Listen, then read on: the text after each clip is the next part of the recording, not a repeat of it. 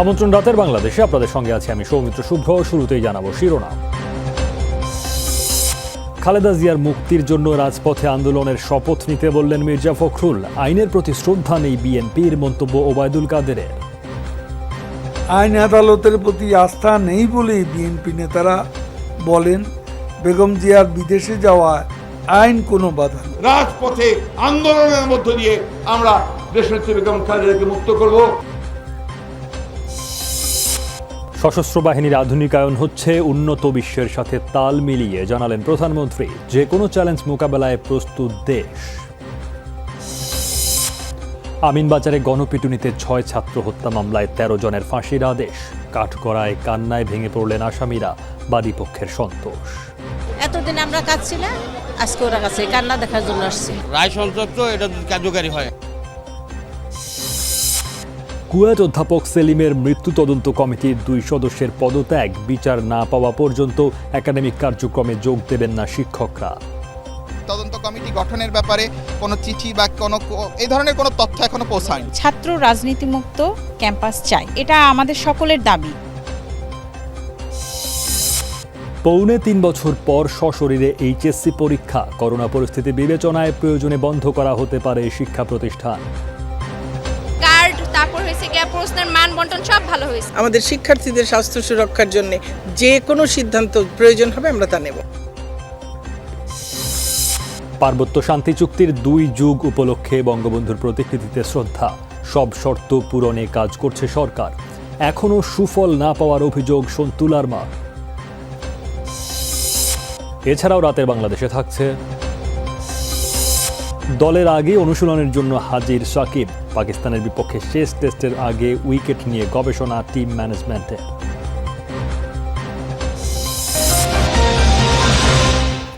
এতক্ষণ শিরোনাম দেখছিলেন, পুরো খবরে যাচ্ছি। খালেদা জিয়াকে মুক্তি দিয়ে বিদেশে চিকিৎসার জন্য পাঠানো সরকারের জন্যই দরকার, এমন মন্তব্য করেছেন বিএনপি মহাসচিব মির্জা ফখরুল ইসলাম আলমগীর। বলেছেন তার কিছু হলে সরকারই দায়ী হবে। এ সময় রাজপথের আন্দোলনের মাধ্যমে খালেদা জিয়াকে মুক্তির শপথ গ্রহণ করেন নেতাকর্মীরা। খালেদা জিয়ার মুক্তি ও বিদেশি চিকিৎসার দাবিতে প্রেস ক্লাবের সামনে জাতীয়তাবাদী মুক্তিযোদ্ধা দলের মানববন্ধন। এতে যোগ দিয়ে বিএনপি মহাসচিব বলেন, ৭১ ডিসেম্বরের এই দিনে মুক্তিযুদ্ধকালীন সময়ে পাকিস্তান হানাদারদের হাতে বন্দী ছিলেন খালেদা জিয়া, আর স্বাধীনতার সুবর্ণ জয়ন্তীতে এসে বন্দী ফ্যাসিস্ট সরকারের হাতে। দেশনেত্রী বেগম খালেদা জিয়াকে বাইরে পাঠানো এই সরকারের জন্যই দরকার। কারণ আল্লাহ না করুক তার জন্য কোনো ক্ষতি হয়, তাহলে এই দেশের জনগণ আপনাদেরকে রেহাই দেবে না বন্ধুগণ। তাদের রাইফেল একবার গর্জে উঠেছিল 1971 সালের স্বাধীনতাকে অর্জন করবার জন্য। আর একবার আপনার সবাই মুষ্টিবদ্ধ হতে উচ্চারণ করে রাজপথে আন্দোলনের মধ্য দিয়ে আমরা দেশনেত্রী বেগম খালেদাকে মুক্ত করব। বিএনপি মহাসচিব বলেন, এক ব্যক্তির শাসন প্রতিষ্ঠার জন্য প্রশাসন, স্বাস্থ্য ব্যবস্থা ও অর্থনীতি সহ রাষ্ট্রের সকল স্তম্ভ ধ্বংস করেছে ক্ষমতাসীনরা। আগামী নির্বাচনকে লক্ষ্য করে আবারও কূট পরিকল্পনা করছে তারা। নির্বাচন কমিশনের একটা আইন হবে, তারা করবে, কিন্তু আগামী নির্বাচন সেই আইনের অধীনে হবে না। আবারও ভোটের আগের রাত্রে সমস্ত বিরোধী দলকে পিটিয়ে বের করে দিয়ে, মাঠ খালি করে দিয়ে তারা আবার সেই নির্বাচনের ফলাফল দখল করে নেবে। পরিষ্কার। মানববন্ধনে যোগ দেওয়া মুক্তিযোদ্ধা ও বিএনপি নেতারা বলেন, দেশের সবচেয়ে জনপ্রিয় রাজনৈতিক নেত্রীকে বিনা চিকিৎসায় হত্যার চক্রান্ত চলছে। সবচেয়ে জনপ্রিয় রাজনৈতিক নেতাকে আপনারা হত্যা করার পরিকল্পনা করছেন। আমরা এর প্রতিবাদ জানাচ্ছি, সাবধান করছি। যদি না পাঠান, বিনা চিকিৎসায় বাংলাদেশে তাকে হত্যা করা হয়, তাহলে বাংলাদেশের রাজনীতির ইতিহাস আরেক রকম হবে। স্বৈরতন্ত্র চালিয়েছেন, কিছুদিন চলবে, বেশি দিন আর চলবে না। পাকিস্তানিরা যেমন টিকতে পারে নাই, এই নিশিরাতের সরকারও টিকতে পারবে না। প্রথম মুক্তিযুদ্ধে যাকে পাক বাহিনী গ্রেফতার করেছে, আজও তিনি গ্রেফতার, তাকে এইভাবে হত্যা করবেন না, জনগণ এটি মেনে নেবে না।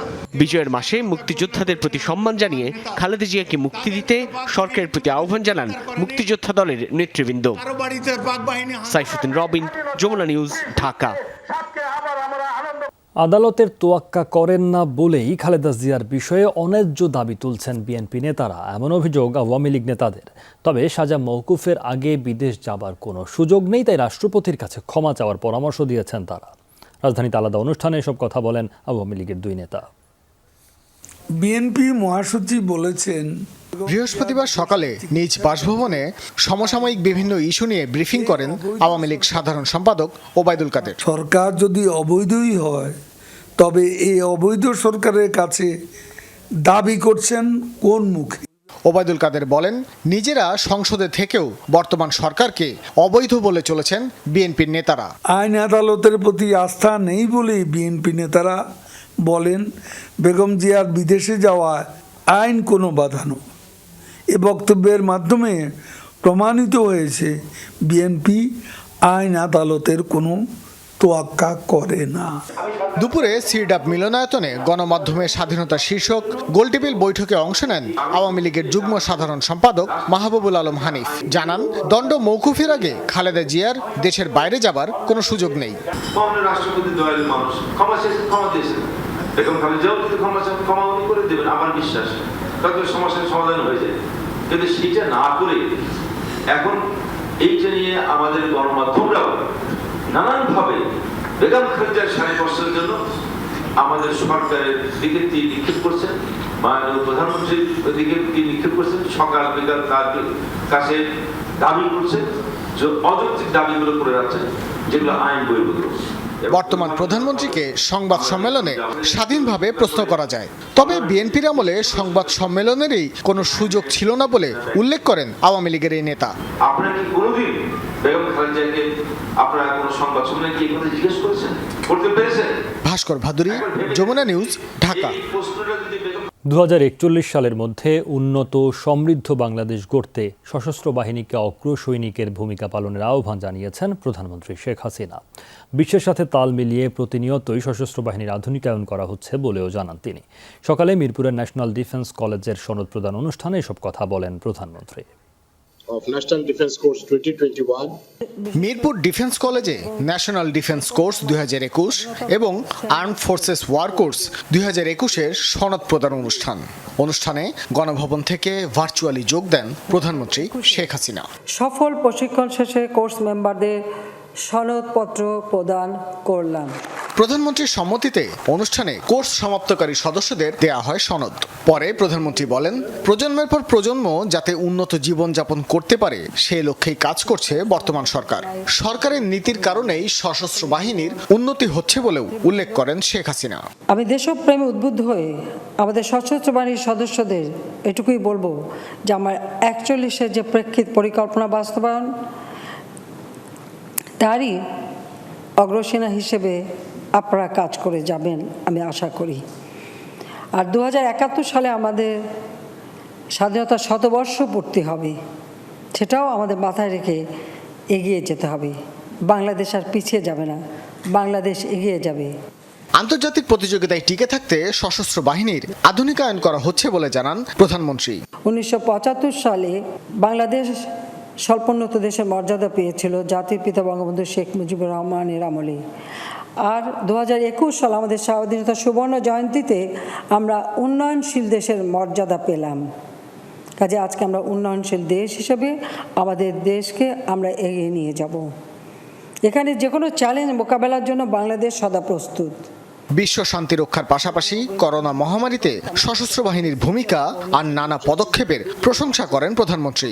তারা বৈশ্বিক মহামারী কোভিড-19 মোকাবেলায় সম্মুখ সারির যোদ্ধা হিসেবে নানাবিধ কার্যক্রম পরিচালনা করেছে। ভাস্কর ভাদুরী, যমুনা নিউজ, ঢাকা। বিদেশি লোকজনকে দেশে গণপিটুনি দিয়ে হত্যার ঘটনায় উল্লেখযোগ্য সংখ্যক আসামিকে মৃত্যুদণ্ড দিলেন ঢাকার আদালত। 2011 সালে শবে বরাতের রাতে আমিনবাজারের 6 ছাত্রকে পিটিয়ে হত্যা করা হয়। এই ঘটনায় দায়ের করা মামলায় 13 জনের ফাঁসির আদেশ এবং 19 জনকে যাবজ্জীবন কারাদণ্ড দেওয়া হয়েছে। অন্য ধারায় এই 32 আসামিকে 7 বছর করে সশ্রম কারাদণ্ড দেন আদালত। তবে বাকি 25 আসামিকে খালাস দেওয়া হয়েছে। বৃহস্পতিবার ঘোষণা করা হলো সাভারের আমিনবাজারের আলোচিত 6 ছাত্র হত্যা মামলার রায়। সকালে ঢাকা জেলা দায়রা জজ আদালতে হাজির করা হয় ওই মামলার 60 আসামির 47 জনকে। 11:30টার সময় জনাকীর্ণ এজলাসে রায় পড়া শুরু করেন দ্বিতীয় অতিরিক্ত জেলা দায়রা জজ ইসমত জাহান। রায়ে প্রধান আসামি আব্দুল মালেক সহ 13 আসামিকে 302 ধারায় মৃত্যু নিশ্চিত না হওয়া পর্যন্ত ফাঁসিতে ঝুলিয়ে রাখার আদেশ দেওয়া হয়। 20,000 টাকা জরিমানা করা হয় তাদের। 19 আসামিকে যাবজ্জীবন ও 20,000 টাকা জরিমানা করেন আদালত। এই 32 আসামিকে 201 ধারায় আলাদা করে 7 বছর কারাদণ্ড ও জরিমানা করা হয় 10,000 টাকা। খালাস দেওয়া হয় বাকি 25 আসামিকে। বিচার প্রক্রিয়া চলাকালীন 3 জন মারা যাওয়ায় তাদেরও খালাস দেওয়া হয়। এটা যুগান্তকারী রায় হয়েছে। আমি মনে করি এই 60 জনের মধ্যে 13 জনের মৃত্যুদণ্ড দিয়েছেন 302 ধারায়। আমরা এ রায়ে সরকার পক্ষ সন্তুষ্ট। ফাঁসির রায়ে সন্তুষ্টি প্রকাশ করেন নিহত 6 ছাত্রের স্বজনরা। কোনো বাপের কাঁধে যেমন তার লাশ না ওঠে, দেশবাসীরও আমি চাই, দেশবাসীরও বলি এরকম অকারণ ঘটনা যেমন ঘটে না।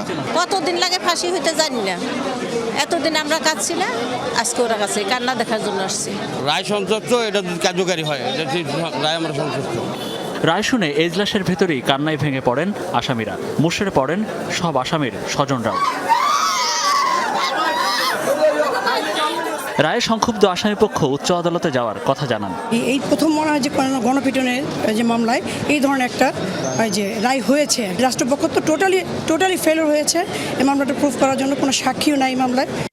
2011 সালের 17 জুলাই শবে বরাতের রাতে সাভারের আমিনবাজারের বরদেশি গ্রামের কেবলার চরে বেড়াতে যান রাজধানীর দারুসালাম এলাকার কলেজ ছাত্র 7 বন্ধু।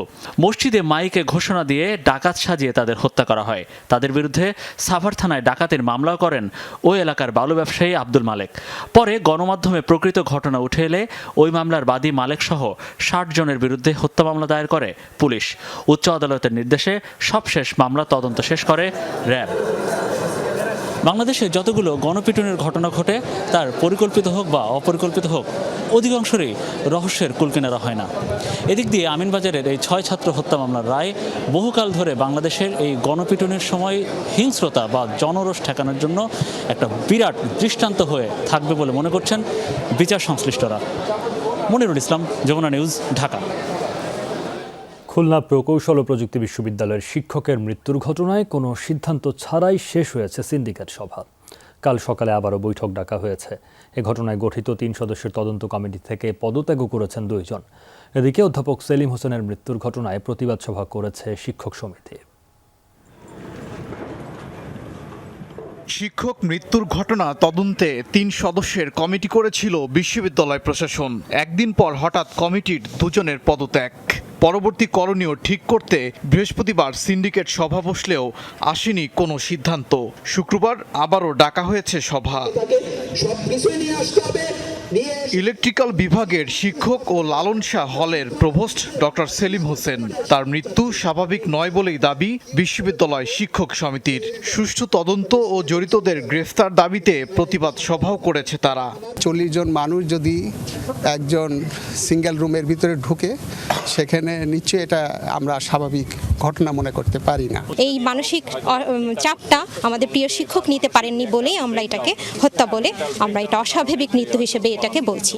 ঘটনার সুরাহা না হওয়া পর্যন্ত একাডেমিক কার্যক্রম থেকে বিরত থাকারও ঘোষণা দিয়েছেন শিক্ষকরা। ছাত্র রাজনীতি বন্ধের দাবিও তুলেছেন কেউ কেউ। শিক্ষক সমিতির কাছে এখনো অফিসিয়ালি তদন্ত কমিটি গঠনের ব্যাপারে কোনো চিঠি বা কোনো এই ধরনের কোনো তথ্য এখনো পৌঁছায়নি। ছাত্র রাজনীতিমুক্ত ক্যাম্পাস চাই, এখন এটা আমাদের সকলের দাবি। অধ্যাপক সেলিম হোসেনের মৃত্যুর সুষ্ঠু তদন্ত সহ 9 দফা দাবি জানিয়েছে সাধারণ শিক্ষার্থীরা। তাদের অভিযোগ, কুয়েট শাখা ছাত্রলীগের সাধারণ সম্পাদক ও তার অনুসারীদের মানসিক নাজেহালে অসুস্থ হয়ে পড়েন ডক্টর সেলিম। হলের নতুন ডাইনিং ম্যানেজার নিয়োগকে কেন্দ্র করেই এই ঘটনা বলে অভিযোগ উঠেছে। ওবায়দুর রহমান, যমুনা নিউজ। এইচএসসি ও সমমানের পরীক্ষা শুরু হয়েছে। প্রায় পৌনে 3 বছর পর সশরীরে সংক্ষিপ্ত এই পরীক্ষা নিয়ে সন্তুষ্ট শিক্ষার্থী ও অভিভাবকরা। শিক্ষামন্ত্রী বলছেন, প্রশ্ন ফাঁস বা গুজব সৃষ্টিকারীদের কঠোর হাতে দমন করা হবে। মন্ত্রী প্রশ্নের জবাবে বলেছেন, প্রয়োজন হলে শিক্ষা প্রতিষ্ঠান ফের বন্ধ হতে পারে।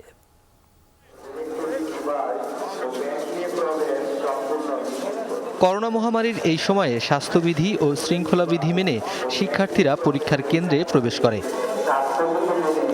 নিজের মতো চেষ্টা করছি প্রিপারেশন নেওয়ার, এখন বাকিটা পরীক্ষার হলে।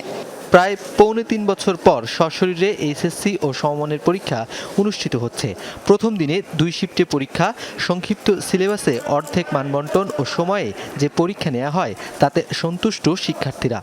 সময় যেতটুকু দিছে আলহামদুলিল্লাহ ভালো দিছে। এমসিকিউ যেটা ছিল আমাদের 15 মিনিটে 12টা, ওটাও আলহামদুলিল্লাহ ভালো হয়েছে। পরীক্ষা ভালো হয়েছে, আমি ভালো আশা করছি। সবকিছু ভালো হয়েছে, গার্ড, তারপর হয়েছে গিয়ে প্রশ্নের মান বন্টন সব ভালো হয়েছে। এমসিকিউটা খারাপ হয়েছে, 12 মিনিটে 12টা এমসিকিউ 15 মিনিটে দেওয়াটা অনেক টাফ হয়ে যায়। উদ্বিগ্ন তো আমরা অবশ্যই আছি। ধন্যবাদ, অন্তত প্যান্ডেমিকের পর একটা পরীক্ষা নেওয়ার জন্য যে আয়োজন করতে পারছে। শিক্ষামন্ত্রী রাজধানীর সরকারি সোহরাওয়ার্দী কলেজ কেন্দ্র পরিদর্শন করেন। 1.5 ঘন্টার মতো অবস্থান করার পর গণমাধ্যমের সাথে কথা বলেন তিনি। আমরা যে ব্যবস্থাগুলো নিয়েছি তাতে প্রশ্নপত্র ফাঁস হবার সুযোগ নেই। যারাই গুজব ছড়াবার সঙ্গে কোনোভাবে কিংবা এই প্রশ্নপত্র সংক্রান্ত কোনো ধরনের অনৈতিক কোনো কাজের সঙ্গে কোনোভাবে সংশ্লিষ্ট থাকবেন, যাদেরকে ধরা যাবে তাদের বিরুদ্ধেই কঠোরতম ব্যবস্থা নেওয়া হবে। করোনার নতুন ভেরিয়েন্ট নিয়ে শিক্ষা মন্ত্রণালয়ের ভবিষ্যৎ করণীয় সম্পর্কে মন্ত্রী বলেন পরিস্থিতি পর্যবেক্ষণ করা হচ্ছে। শিক্ষা প্রতিষ্ঠান বন্ধ করে দিতে হয় এমন পরিস্থিতি যেন না হয়, কিন্তু যদি তেমন পরিস্থিতি হয়, যদি পরিস্থিতির কারণে প্রয়োজন হয়, অবশ্যই আমরা যে কোনো সিদ্ধান্ত আমাদের শিক্ষার্থীদের স্বাস্থ্য সুরক্ষার জন্য যে কোনো সিদ্ধান্ত প্রয়োজন হবে আমরা তা নেব। 30 ডিসেম্বর পর্যন্ত লিখিত পরীক্ষা চলবে। জানুয়ারি মাসে পরীক্ষার ফল প্রকাশ করা হতে পারে বলে জানান শিক্ষামন্ত্রী। নুনবী সরকার, যমুনা নিউজ, ঢাকা। সংঘাত সংঘর্ষ বাদ দিয়ে পার্বত্য অঞ্চলের উন্নয়নে জনসংহতি সমিতিকে একসাথে কাজ করার আহ্বান জানিয়েছেন পার্বত্য চট্টগ্রাম বিষয়ক মন্ত্রী। শান্তি চুক্তির 2 যুগ পূর্তি উপলক্ষে সকালে ধানমন্ডিতে জাতির জনক বঙ্গবন্ধু শেখ মুজিবুর রহমানের প্রতিকৃতিতে ফুলেল শ্রদ্ধা জানায় পার্বত্য চট্টগ্রাম বিষয়ক মন্ত্রী বীর বাহাদুর উশয় সিং। শ্রদ্ধা নিবেদন শেষে র্যালি বের করা হয়। পরে সচিবালয়ে এ নিয়ে আলোচনা সভায় মন্ত্রী দাবি করেন পার্বত্য শান্তি চুক্তির 72টি শর্তের মধ্যে 47টি এরই মধ্যে বাস্তবায়িত হয়েছে। বাকি শর্ত পূরণে কাজ করছে বাস্তবায়ন কমিটি ও টাস্ক ফোর্স। আমরা সেখানে কোনো কারণে যদি কোনো ঘটনা ঘটেই যায়, কিন্তু সরকার তাৎক্ষণিকভাবে সেটি সমাধানের জন্য সরকার সবসময় তৎপর থাকে। সংঘর্ষ সংঘাত সমস্তগুলিকে বাদ দিয়ে ভ্রাতৃত্ব বন্ধনে আবদ্ধ হয়ে সবাই সম্মিলিতভাবে যে আমরা কাজ করি। পার্বত্য শান্তি চুক্তিকারী সরকার ক্ষমতায় থাকলেও শান্তি চুক্তি বাস্তবায়ন করা হচ্ছে না, এমন অভিযোগ করেছেন জনসংহতি সমিতির সভাপতি জ্যোতিরিন্দ্র বোধিপ্রিয় লারমা। দুপুরে আগারগাঁওয়ে মুক্তিযুদ্ধ জাদুঘরে পার্বত্য চুক্তির 24 বছর পূর্তি উপলক্ষে আলোচনা সভায় এই অভিযোগ করেন তিনি। বলেন পার্বত্য অঞ্চল এখন কারাগারে পরিণত হয়েছে, ক্ষুদ্র নৃগোষ্ঠীর সদস্যদের ওপর অত্যাচার নিপীড়ন অব্যাহত রয়েছে। তিনি অভিযোগ করেন যে জনসংহতি সমিতি শান্তি চুক্তি করেছিল তাদেরই এখন সন্ত্রাসী গোষ্ঠী হিসেবে পরিচয় করানোর চেষ্টা চলছে। যে কারণে পার্বত্য অঞ্চলের পক্ষ থেকে বাংলাদেশের সংবিধান রচনাকালে যে 4 দফা দাবি উত্থাপিত হয়েছিল, সেই প্রেক্ষাপটে এখানে একটা উদ্যোগ ছিল সমস্যা সমাধানের পথ শান্তিপূর্ণভাবে ও রাজনৈতিকভাবে সমাধান করা যায় কিনা চেষ্টা হয়েছিল, কিন্তু সেই চেষ্টা অবশ্য ফলবতী হয় নাই। ধানমন্ডির ল্যাবএইড হাসপাতালে ভুল চিকিৎসায় রোগী মৃত্যুর অভিযোগ উঠেছে। আর এই অভিযোগ জানাতে গেলে অস্ত্র ঠেকিয়ে আটকে রেখে মারধর করা হয় এমন অভিযোগ করেছেন রোগীর স্বজনরা। দাবি করেন চিকিৎসকের ভুলে মারা গেছেন ওই রোগী, তবে অভিযোগ অস্বীকার করেছে হাসপাতাল কর্তৃপক্ষ।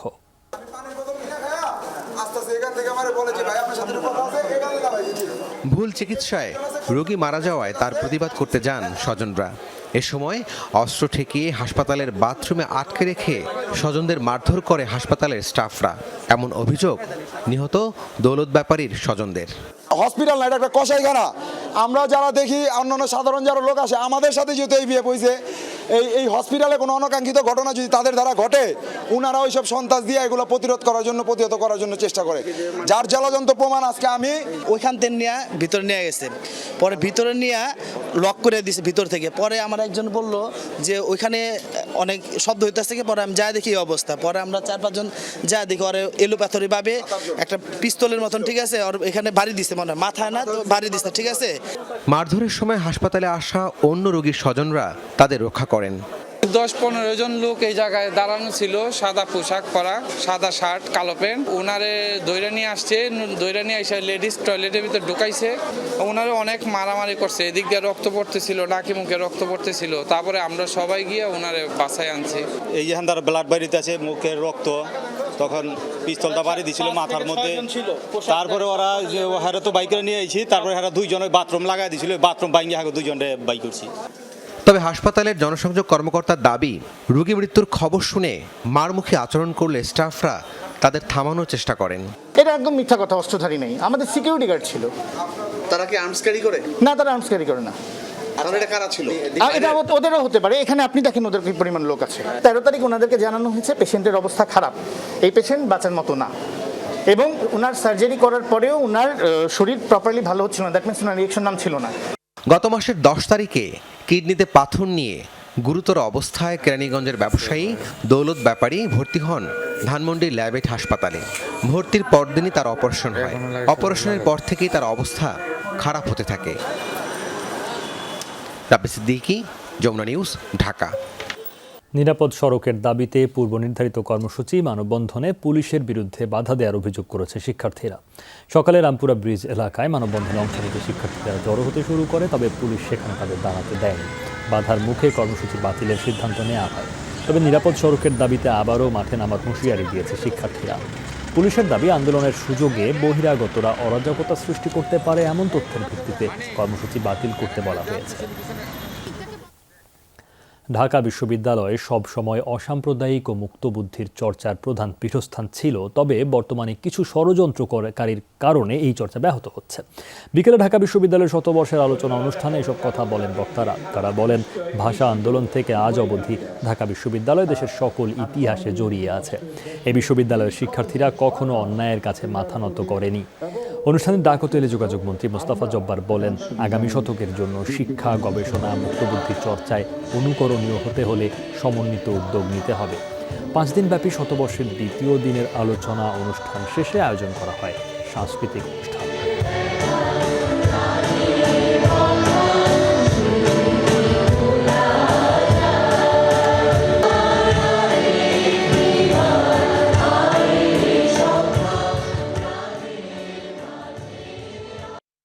আমি বিশ্বাস করি ঢাকা বিশ্ববিদ্যালয়ের এই শিক্ষকরা তাদের ঐতিহ্য এখনো হারাননি।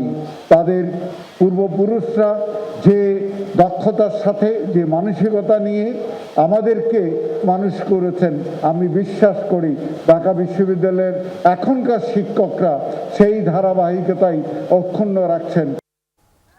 স্বাধীনতার সুবর্ণ জয়ন্তী ও বঙ্গবন্ধু জন্মশতবার্ষিকীর অনুষ্ঠানে প্রধান অতিথি হিসেবে আসছেন ভারতের রাষ্ট্রপতি রামনাথ কোবিন্দ। অনুষ্ঠানের সার্বিক ব্যবস্থাপনায় কঠোর নিরাপত্তা ও স্বাস্থ্যবিধি মেনে চলা হবে বলে জানিয়েছেন স্বরাষ্ট্রমন্ত্রী আসাদুজ্জামান খান। দুপুরে সচিবালয়ে বৈঠক শেষে ব্রিফিংয়ে সাংবাদিকদের এই তথ্য জানান তিনি। মন্ত্রী জানান, যারা টিকার ডাবল ডোজ দিয়েছেন শুধু তারাই অনুষ্ঠানে যোগ দিতে পারবেন। সবাইকে অবশ্যই করোনার নেগেটিভ সনদ সাথে আনতে হবে। 2 দিনের অনুষ্ঠানে প্রতিদিন 3000 করে অতিথি অংশ নেবেন। সম্প্রতি আফ্রিকা ফেরত বাংলাদেশিদের খুঁজে বের করতে স্থানীয় প্রশাসনকে জানানো হয়েছে বলে জানিয়েছেন স্বাস্থ্যমন্ত্রী। বলেছেন, ওমিক্রন নিয়ে সরকার সতর্ক কিন্তু আতঙ্কিত নয়। দুপুরে বিমানবন্দরে ল্যাব স্থানান্তরে নতুন স্থান পরিদর্শন করা শেষে তিনি একথা জানান। বলেন, বিমানবন্দরে পার্কিং এরিয়ায় আরও বড় পরিসরে স্থানান্তর করা হচ্ছে করোনা পরীক্ষা ল্যাব। পরিসর বাড়লেও সরকারি ল্যাব বসছে না তাতে। আগামী সপ্তাহের মধ্যে এই স্থানান্তর কার্যক্রম শেষ হবে। যমুনা টেলিভিশনের সংবাদ প্রকাশের পর ফৌজদারি মামলা অবহিত হয়ে শাহপরানের সহকারী জজ পদে নিয়োগ কার্যক্রম স্থগিত করেছে আইন মন্ত্রণালয়। গতকাল নারী নির্যাতনের মামলার আসামি হলেন সহকারী জজ নামে বিশেষ সংবাদ প্রকাশ করে যমুনা টেলিভিশন। এরই পরিপ্রেক্ষিতে নেত্রকোনায় সহকারী জজের নিয়োগ স্থগিত করে আইন ও বিচার বিভাগ। এ সম্পর্কিত এক আদেশ জারি করা হয়েছে। এতে বলা হয়, শাহপরানের বিরুদ্ধে ফৌজদারি মামলা চলমান থাকার বিষয় আইন ও বিচার বিভাগের অবগত ছিল না। সংবাদ প্রকাশের পর বিষয়টি অবগত হওয়ার পর তার যোগদানের কার্যক্রম বাংলাদেশ সুপ্রিম কোর্টের সাথে পরামর্শ গ্রহণ ক্রমে স্থগিত করা হয়েছে। বাংলাদেশ জুডিশিয়াল সার্ভিস কমিশন 13তম বাংলাদেশ জুডিশিয়াল সার্ভিস পরীক্ষা 2019-এর মাধ্যমে পরানকে সহকারী জজ পদে নিয়োগের জন্য আইন ও বিচার বিভাগে সুপারিশ প্রেরণ করে। পদে নিয়োগের পূর্বে প্রাক পরিচয় যাচাইয়ের জন্য আইন ও বিচার বিভাগ থেকে স্বরাষ্ট্র মন্ত্রণালয়কে জানানো হয়। এরপর স্বরাষ্ট্র মন্ত্রণালয়ের প্রতিবেদনে পরান সম্পর্কে কোনো বিরূপ তথ্য পাওয়া যায়নি মর্মে উল্লেখ করা হয়। হঠাৎ করেই কার্যালয় বন্ধের ঘোষণা দিয়েছে ই কমার্স প্রতিষ্ঠান আলেশা মার্ট। এতে ভোগান্তিতে পড়েছেন সাধারণ গ্রাহকরা। যদিও প্রতিষ্ঠানটির প্রধান ফেসবুক লাইভে জানিয়েছেন নিরাপত্তার কারণে অফিস বন্ধ হলেও কার্যক্রম চলবে। বনানী থানার ওসি জানিয়েছেন আলেশা মার্টের অফিসের সামনে পুলিশ মোতায়েন করা হয়েছে।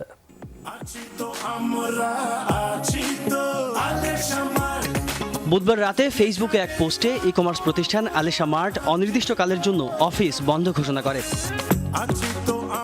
নিরাপত্তাজনিত সমস্যার কথা তুলে এমন সিদ্ধান্তের কথা জানায় তারা।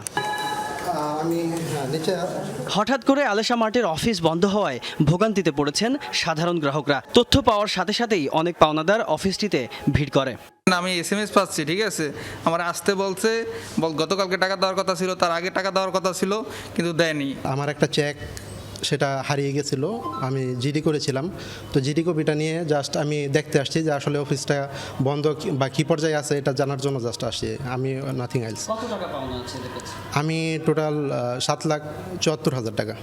তবে বৃহস্পতিবার সকালে ফেসবুক লাইভে এসে আলেশা মার্টের চেয়ারম্যান জানান অফিস বন্ধ হলেও তাদের কার্যক্রম চলবে। 30 জানুয়ারির মধ্যে সব বকেয়া পরিশোধের প্রতিশ্রুতিও দেন তিনি। কোনো রকম গুজবে কান দেবেন না, আমরা আছি, আমরা থাকবো এবং অবশ্যই এই সমস্ত প্রবলেম সলভ করব। আমরা কোথাও যাব না যতক্ষণ পর্যন্ত 100% ক্লিন না করি। ক্লিন করার পরে এই প্রতিষ্ঠান আরো বড় হবে।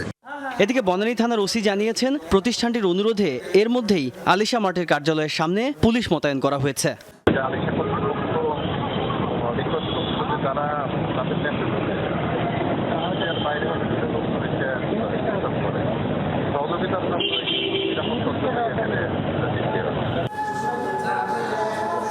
যেই নিরাপত্তার অজুহাতে আজকে আলেশা মার্টের অফিস বন্ধ, সেই অফিসের নিরাপত্তা নিশ্চিতে সকাল থেকেই পুলিশ সদস্যরা এখানে অবস্থান করছেন। গ্রাহকরা প্রত্যাশা করছেন সংকট যেখানেই থাক তা সমাধান করে তাদের টাকা ফেরতের ব্যবস্থা করা হোক। তাজনুর ইসলাম, যমুনা নিউজ, ঢাকা। লাইসেন্সের শর্ত ভঙ্গ করে মোবাইল অপারেটররা ওটিটি প্ল্যাটফর্ম ব্যবহার করে অনুষ্ঠান প্রচার করছে। তারা বৈধভাবে এটা করছে কিনা বিটিআরসিকে তা দেখতে বলা হয়েছে। এই তথ্য জানিয়েছেন তথ্যমন্ত্রী ডক্টর হাসান মাহমুদ। দুপুরে সচিবালয়ে টেলিভিশন ওনার্স অ্যাসোসিয়েশন অ্যাডকোর নেতৃবৃন্দের সাথে বৈঠক করেন তথ্য সম্প্রচার মন্ত্রী। পরে অ্যাডকোর নেতারা জানান লাইসেন্সের শর্ত ভঙ্গ করে কয়েকটি মোবাইল সেবাদাতা প্রতিষ্ঠান ওটিটি প্ল্যাটফর্ম ব্যবহার করে অনুষ্ঠান সম্প্রচার করছে, তা বন্ধ করতে হবে। এর পাশাপাশি আইপিটিভি যেন যথেচ্ছভাবে না চলতে পারে এজন্য নীতিমালা তৈরির দাবিও জানান অ্যাডকোর নেতারা। ভারতে প্রথমবারের মতো শনাক্ত হলো করোনা ভাইরাসের ওমিক্রন ভ্যারিয়েন্ট। দেশটির কর্ণাটকে ওমিক্রনে আক্রান্ত দুজনের সন্ধান মিলেছে বলে জানিয়েছে ভারতের স্বাস্থ্য মন্ত্রণালয়। এই অবস্থায় ঝুঁকিপূর্ণ দেশের তালিকায় বাংলাদেশকে ফেলে দিয়েছে ভারত। কেন্দ্রীয় সরকারের নির্দেশে বুধবার থেকেই বিমানবন্দরগুলোয় শুরু হয়েছে বাধ্যতামূলক PCR টেস্ট। এপ্রিল মেতে ডেল্টা ভ্যারিয়েন্টের ভয়াবহ রূপ দেখেছিল ভারত। রেকর্ড সংক্রমণ আর মৃত্যুর মিছিলে বিপর্যস্ত হয় রাজধানী দিল্লি সহ বেশ কটি শহর। ভয়াবহ দুটি ওয়েভ মোকাবেলার পর এখন অনেকটা নিয়ন্ত্রণে ভারতের মহামারী পরিস্থিতি। তাই ওমিক্রন নিয়ে কোনো ঝুঁকি নিতে চায় না মোদি সরকার। ঝুঁকিপূর্ণ তালিকার দেশ থেকে আগতদের বিমানবন্দরেই করতে হবে নমুনা পরীক্ষা। ইন্টারন্যাশনাল অ্যারাইভাল जो हैं ঝুঁকিপূর্ণ ও নিরাপদ ক্যাটাগরিতে ভাগ করা হচ্ছে বিদেশ থেকে আগতদের। ঝুঁকিপূর্ণ তালিকায় থাকা দেশগুলোর যাত্রীদের PCR টেস্ট করতেই হবে। বিমানবন্দরে তাদের নমুনা সংগ্রহ, পরীক্ষা আর ফলাফল বের করা হবে। टेस्टिंग करने के बाद ही ঝুঁকিপূর্ণ দেশগুলোর তালিকা থেকে শুরুতে বাংলাদেশকে বাদ দেয়া হলেও দুদিন পরে আবার যুক্ত করা হয়েছে। এছাড়া তালিকায় আছে ব্রিটেন সহ ইউরোপের সব দেশ, দক্ষিণ আফ্রিকা, বতসোয়ানা, ব্রাজিল, চীন, সিঙ্গাপুর, নিউজিল্যান্ড ও ইসরায়েল সহ কয়েকটি দেশ। ঝুঁকিপূর্ণ তালিকার বাইরের 5% যাত্রীরও করা হচ্ছে কোভিড টেস্ট। চেন্নাই, মুম্বাই, দিল্লি, বেঙ্গালুরু সব বিমানবন্দরই বিদেশ থেকে আসা যাত্রীদের লম্বা লাইন। PCR টেস্টের জন্য তাদের অপেক্ষা দীর্ঘ সময়ের। নমুনা পরীক্ষায় অব্যবস্থাপনা নিয়ে আছে নানা অভিযোগ। এখানে পুরো ব্যবস্থা বেশ ঝামেলার। ইউক্রেনে 15 মিনিট অপেক্ষা করলেই চলে। দুর্ভোগ হলেও আমাদের পরিস্থিতি বুঝতে হবে। সরকারের জারি করা নির্দেশনা মেনে সহায়তা করা উচিত। যাত্রীদের ভোগান্তি কমাতে দ্রুত পদক্ষেপ নেওয়ার কথা জানিয়েছে কর্তৃপক্ষ। To নমুনা পরীক্ষা পদ্ধতি আরও দ্রুত করার উদ্যোগ নিতে হবে, টেস্টের হারও বাড়াতে হবে। দেশে ভাইরাস প্রবেশ করেছে কিনা শুরুতেই শনাক্ত করা গেলে সে অনুযায়ী ব্যবস্থা নেওয়া যাবে। কেন্দ্রের নির্দেশনার বাইরেও বিশেষ সতর্কতা নিয়েছে বিভিন্ন রাজ্য। বিদেশিদের জন্য দরজা বন্ধ করেছে সিকিম, কড়াকড়ি আরোপ করেছে তামিলনাড়ু প্রশাসনও। আগামী 15 ডিসেম্বর থেকে সব আন্তর্জাতিক ফ্লাইট চালুর কথা থাকলেও সে সিদ্ধান্ত পুনর্বিবেচনার নির্দেশ দিয়েছেন প্রধানমন্ত্রী নরেন্দ্র মোদী। ডরথি তাস্ট্রিন, যমুনা নিউজ। পাকিস্তানের বিপক্ষে সিরিজের দ্বিতীয় টেস্টের জন্য প্রস্তুতি শুরু করেছে বাংলাদেশ। অনুশীলনের প্রথম দিনেই মিরপুরের উইকেটের চরিত্র বুঝতে কিউরেটর গামিনী ডি সিলভার সাথে লম্বা সময় কথা বলেছেন কোচ ও অধিনায়ক মুমিনুল হক। দলের সাথে যোগ দেয়া সাকিব আল হাসানের সাথেও মিরপুরে মিনি বৈঠকে বসেছিলেন দুজন। ঢাকা টেস্টের জন্য মিরপুরে প্রস্তুতি শুরু করেছে বাংলাদেশ। ছিলেন ইনজুরি থেকে ফেরা সাকিব আল হাসান। এতদিন একাই প্রস্তুতি সারলেও এবার দলের সাথে যোগ দিয়েছেন সাকিব। দুপুর 1:30টায় শুরু হওয়া দলীয় সেশনে বেশ কিছু সময় ইনডোরে ব্যাটিং করেছেন এই অলরাউন্ডার। তবে ব্যাটিং অনুশীলনের আগে দলের নিউক্লিয়াসকে ঘিরে অধিনায়ক মুমিনুল হক আর কোচ রাসেল ডোমিঙ্গো সেরেছেন মিনি বৈঠক। কী বিষয়ে কথা হয়েছে জানা না গেলেও বুঝতে বাকি থাকে না গেম প্ল্যানিংই করছিলেন এই ত্রয়ী। এদিকে চট্টগ্রাম টেস্টে মাথায় আঘাত পেয়ে মাঠ ছাড়া ইয়াসির আলী রাব্বি এখন পুরোপুরি সুস্থ। অনুশীলনে ছিলেন এই মিডল অর্ডার ব্যাটসম্যানও। আর একাদশে ফেরার লড়াইয়ে থাকা তাসকিনকে নিয়ে ফিজিও ট্রেনার কাজ করেছেন আলাদাভাবে। মাথায় বল লেগেছিল আর পায়ে নামনেস আসছিল, তো সত্যি কথা বলতে একটু ভয়ে ছিলাম, কিন্তু আবার একটু কষ্ট পাচ্ছিলাম যে আমার ডেবু ম্যাচ, টিমকে একটু ভালো জায়গায় নিয়ে যাচ্ছিলাম কিন্তু শেষ করতে পারিনি। শনিবার শুরু হচ্ছে মিরপুর টেস্ট, তাই তো বাংলাদেশের ভাবনার বড় অংশ জুড়ে উইকেট। বৃহস্পতিবার অনুশীলনের শুরুতেই সবার আগে উইকেটের চরিত্র বোঝার চেষ্টা করেছেন অধিনায়ক মুমিনুল, মুশফিক ও কোচ রাসেল ডোমিঙ্গো। শুধু চোখের দেখাতেই নয়, উইকেটের আচরণ সম্বন্ধে পরিষ্কার ধারণা পেতে কিউরেটর গামিনী ডি সিলভার সাথে কথাও বলেছেন তারা। হয়তো কেমন উইকেট চান সেটিও জানিয়ে দিয়েছেন এই লঙ্কানকে। ঐচ্ছিক অনুশীলন করেছে ছন্দে থাকা পাকিস্তান। ফুরফুরে মেজাজে থাকা বাবর আজম ব্যাটিংয়ের চেয়ে বোলিং নিয়েই বেশি আগ্রহী ছিলেন এদিন। হাসিনুর রহমান, যমুনা স্পোর্টস, ঢাকা। এই ছিল রাতের বাংলাদেশে। এতক্ষণ সাথে থাকার জন্য ধন্যবাদ।